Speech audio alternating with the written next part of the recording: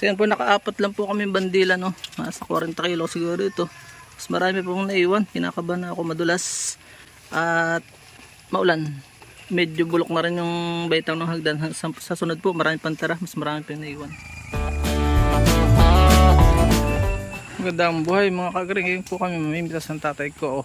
At kahit kaulanan, pupunta kami dun sa bundok uli na aking dinadalaw. Medyo 10 minutes pa lakad. No choice kami kundi mamitas ng lansones kahit na ulan.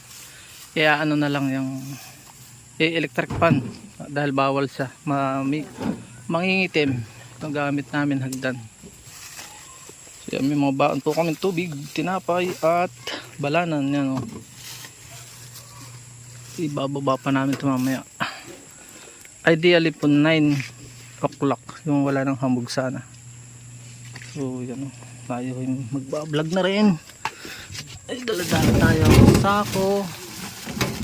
May daladala tayong pang yun, karit at bading knife. Lalagay na at chinelas.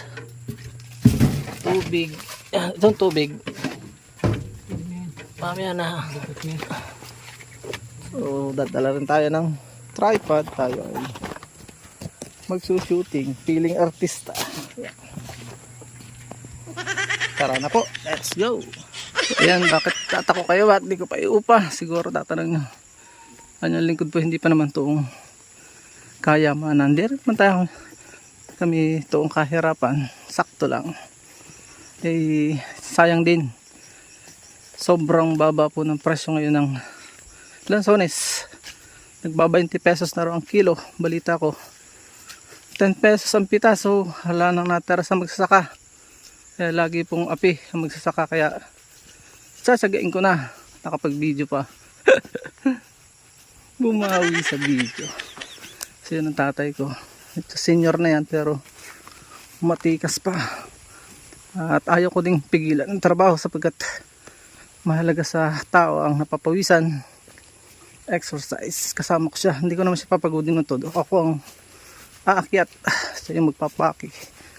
Kaya pa niya maghakot. Tulong kami sa hakot. So malayo pa yung aming lalakbayin. Mataas. Mga 7 minutes pa mula dito. Let's go na. Tuling ko muna po. Ako'y mamimitas at maulan na rin. May bagyong hinar po ngayon. Ingat-ingat mga kagre sa bagyo. So yan mga kagre, nagpalit lang po ako ng bota. Chinilas na ngayon. Tayo po ay gagamit ng tag dito. Yun ang gagamitin ko, yung bading knife na yun. Tayo aakyat na. At ita-time lapse ko na lang po. Dahil medyo po ito, matagal-tagal. Maglamabas ang ating camera. Let's go.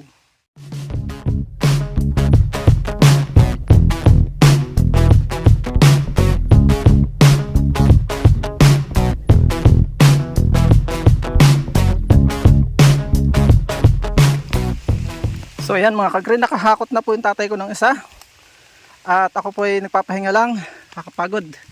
Sa pamimitas po dapat ay ito pinapake din sa susunod na video. Pakikita ko sa inyo, tinatanggal po yan. Pagka po namimitas tayo at halimbawa ganito, siksikan, halito, tatanggalin nyo po yung isa, itong nasa ibabaw na ito, para hindi matapyas itong mga magkakatabi.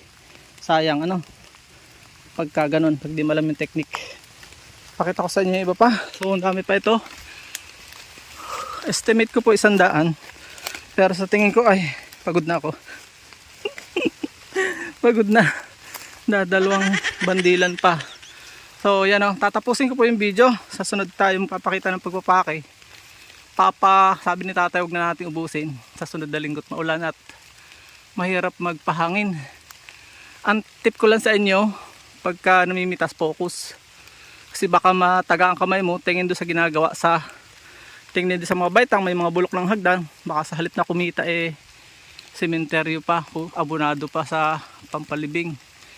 Huwag naman sana Pagka sa right side kayo nagumpisa, puro right lang para may direction. Kahit po trabahong pamimitas may focus. Pag pababa na kayo, dito kayo focus sa left side. Para yung direksyon ng balanan, hindi mabigat, hindi kayo maperwisyo. Ang dami pa oh. Ang biyaya ng Diyos, kaso mo nagbagsak po yung presyo. Update ko na lang po sa end ng video kung kasunod na video kung nakailan kami ni tatay. Pa isang minuto na lang naman ang ating video. Ayan, ang dami oh. Ang dami. So ganito magalit ang native oh. Halos hindi makita. So palambing po, bago tayo maghiwalay, huwag niyo po skip sana mga ads. Dahil tayo magdadagdag ng mission sa buhay. At tayo po ay marami ding gastusin. Nagpapakimo po kami ng ina. Maraming po salamat.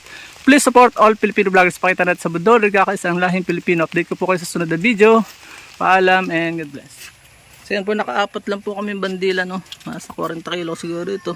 Mas marami pong naiwan. Kinakabahan ako madulas. At maulan. Medyo bulok na rin yung baitang ng hagdan. Sa sunod po, marami pang tara. Mas marami pang naiwan. At dyan po, nagtatapos ang maikli natin vlog. Kung kayo po'y mahilig sa mga itong klaseng upload, huwag niyo pong kalimutan mag-subscribe at i-hit niyo na rin po ang notification bell para updated po kayo sa aming mga upcoming videos. Paalam muna po sa ngayon. Bye-bye and God bless.